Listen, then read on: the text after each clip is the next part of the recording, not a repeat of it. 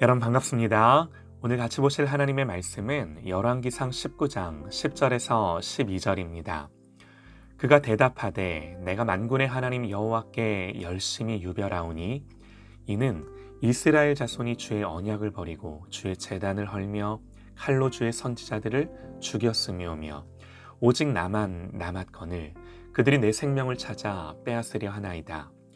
여호와께서 이르시되 너는 나가서 여호와 앞에서 산에 서라 하시더니 여호와께서 지나가시는데 여호와 앞에 크고 강한 바람이 산을 가르고 바위를 부수나 바람 가운데에 여호와께서 계시지 아니하며 바람 후에 지진이 있으나 지진 가운데도 여호와께서 계시지 아니하며 또 지진 후에 불이 있으나 불 가운데도 여호와께서 계시지 아니하더니 불 후에 세미한 소리가 있는지라. 아멘. 세미한 소리에 반응하는 영적인 감각이라는 제목으로 하나님의 말씀 듣겠습니다. 하나님은 엘리야의 실패를 어떻게 다루시나요? 천사를 통해 어루만지시고 재우시고 먹이시고 지칠 대로 지쳐 엎드려진 당신의 종을 책망이 아니라 위로하시고 안아주세요. 부활하신 예수님 제자들을 만나러 오셨습니다. 이들은 모두 예수님 버리고 도망갔었죠. 베드로는 예수님 모른다고 부인하고 저주했었습니다. 스승은 이런 제자들을 찾아오셨어요. 찾아오셔서 너희들 왜 그랬냐? 그러신 게 아니라 성경은 이렇게 기록을 합니다. 육지에 올라와 보니 숯불이 있는데 그 위에 생선이 놓였고 떡도 있더라. 예수께서 이르시되 와서 조반을 먹으라 하시니 예수께서 가져서 떡을 가져다가 그들에게 주시고 생선도 그와 같이 하시니라. 주님 아무 말씀 안 하시고 밤새 물고기 잡고 돌아온 제자들에게 아침을 차려주시죠. 이런 은혜의 경험을 하고프면 실패해보면 됩니다. 그래서 우리에게는요, 성공도 실패도 은혜예요. 시편에서 여호와는 긍휼이 많으시고 은혜로우시며 노하기를 더디하시고 인자하심이 풍부하시도다. 자주 경책하지 아니하시며 노를 영원히 품지 아니하시리로다. 우리의 죄를 따라 우리를 처벌하지는 아니하시며 우리의 죄악을 따라 우리에게 그대로 갚지는 아니하셨으니 이는 하늘이 땅에서 높음같이 그를 경외하는 자에게 그의 인자하심이 크심이로다. 동이 서에서 먼 것 같이 우리의 죄과를 우리에게서 멀리 옮기셨으며 아버지가 자식을 긍휼히 여김같이 여호와께서는 자기를 경외하는 자를 긍휼히 여기시나니 그럽니다. 다윗이 실패와 범죄에서 하나님이 어떻게 다시금 회복시키시고 일으켜 주셨는지를 경험하고 쓴 시편이죠. 실패와 넘어짐의 자리에서 영원히 끊어지고 무너지는 것이 아니라 이 하나님의 긍휼과 은혜가 부어지기를 간절히 소망합니다. 오늘 하나님은 엘리야를 그렇게 회복시켜 주셨어요. 하나님 저와 여러분에게도 동일하게 일하시며 우리를 일으키시는 하나님이신 줄 믿습니다. 오늘 말씀을 보면 엘리야가 낙심했던 이유가 나오죠. 10절에요. 그가 대답하되 내가 만군의 하나님 여호와께 열심히 유별하오니 이는 이스라엘 자손이 주의 언약을 버리고 주의 제단을 헐며 칼로 주의 선지자들을 죽였으며며 오직 나만 남았거늘 그들이 내 생명을 찾아 빼앗으려 하나이다.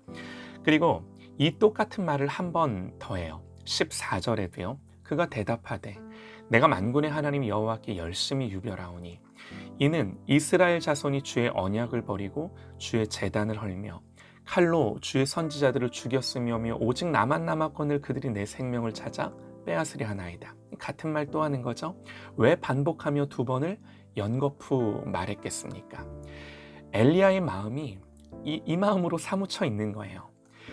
엘리야는 여호와에 대해 열심히 유별했던 사람이었습니다. 그러나 그 모든 열정의 결과가 어땠나요?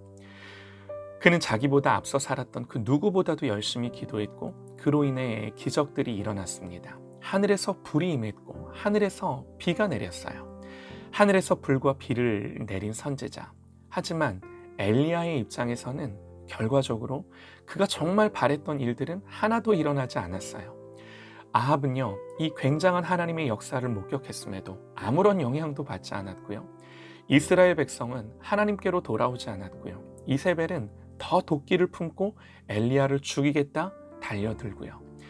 엘리야는 완전히 혼자인 듯 느끼면서 그 모든 열심과 노력은 모두 다 헛되다고 생각하는 거죠.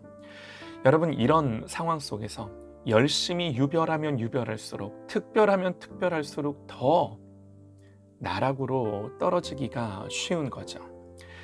사실 우리가 인생을 살면서 이렇게 느끼는 때가 종종 있지 않나요? 자녀를 기르면서 사업을 하며 일을 하며, 여러분 저도 그렇습니다.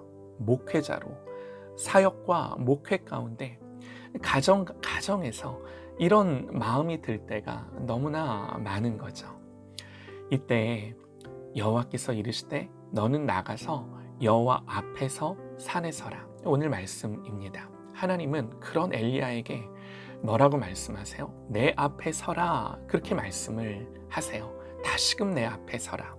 사랑하는 여러분, 다시금 하나님 앞에 서시기를 소망합니다. 넘어져도 쓰러져도 하나님 앞에 넘어지고 쓰러져서 하나님이 내 앞에 서라, 그러한 음성이 들리는 저와 여러분 되시기를 간절히 소망합니다. 이렇게 하나님 앞에 설 때 반드시 하나님 다시금 만나주시고 역사하십니다. 어떻게 하나님 만나주시나요?